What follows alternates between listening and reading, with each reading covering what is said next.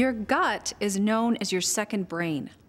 While a baby is forming in the womb, tissue called the neural crest forms and then divides. One part becomes the spinal cord and one part becomes the intestines. Later, they link again through a neural cable called the vagus nerve. The vagus nerve goes from the brain stem through the organs in the neck and into the abdomen, where it passes signals upward from your gut to your brain, but not from the brain to the gut. This is the connection between your gut and your brain, and they both have an identical number of neurotransmitters lining them. The brain in your gut has to work right for the brain in your head to work right.